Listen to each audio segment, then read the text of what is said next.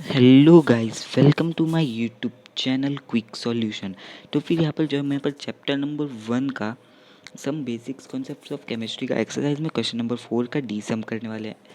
Calculate the number of atom. हमें यहाँ पर क्या फाइंड करना है? नंबर ऑफ एटम, ठीक है, in each of the following. यहाँ पर हमें एटॉमिक मास ऑफ आयोडीन जो है वो दिया हुआ है। तो फिर और यहाँ पर हमें क्या फाइंड करना है? ये दोनों में से ये दोनों हमें यहाँ पर फाइंड करना है।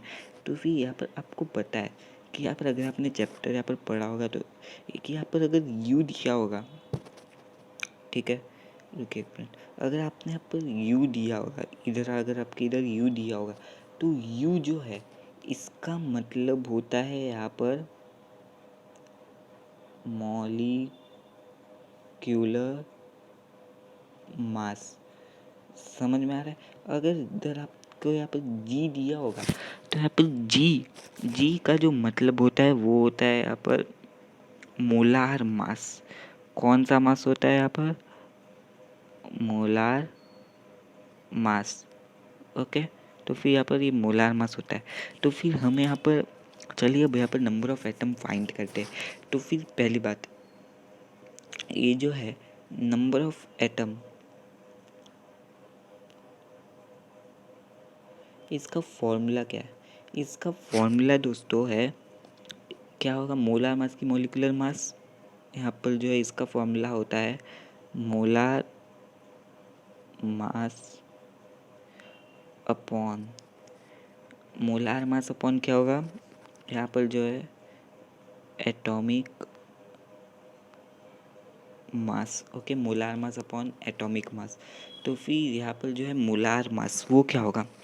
मोलार मास हमारे यहाँ पर दिया जो है यहाँ पर 254 और यहाँ पर एटॉमिक मास ऑफ आयोडीन जो रहता है वो 127 रहता है।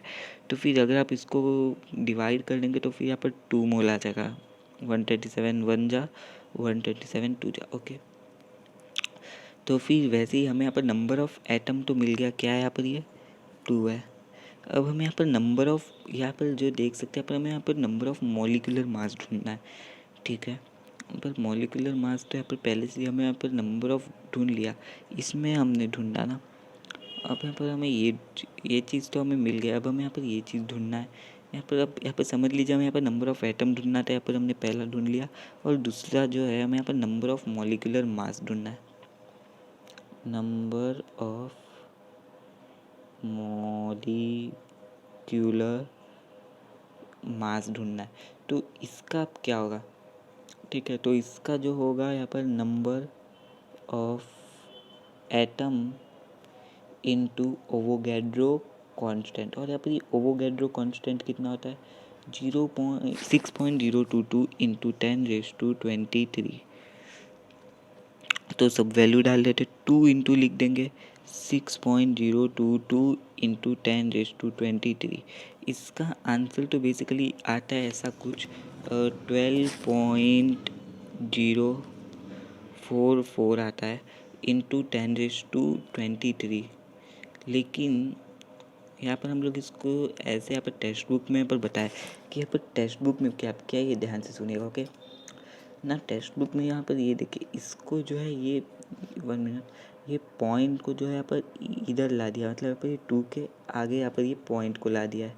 तो फिर इसलिए जो है इसका यहाँ पर आगे लाने का यहाँ पर क्या लिया, यहाँ पर इसमें जो है +1 कर दिया। अगर यही चीज़ हम लोग यहाँ पर इधर लाते तो यहाँ पर क्या होता? -1 होता, राइट। तो फिर यहाँ पर ऐसे ही हम यहाँ पर करेंगे तो फिर यहाँ पर क्या हो जाएगा? वो 1.2044 पॉइंट को हमने यहाँ पर इधर से इधर ले आया, तो फिर यहाँ पर 10 + 1 होगा 24। ओके गाइस, तो फिर यहाँ पर ये बहुत ही आसानी से यहाँ पर आ गया है आंसर। तो फिर अगर आपको ये वीडियो पसंद है तो इस चैनल को लाइक सब्सक्राइब जरूर करें। So thanks for this video. अगले वीडियो में हम यहाँ पर क्वेश्चन नंबर ई करेंगे।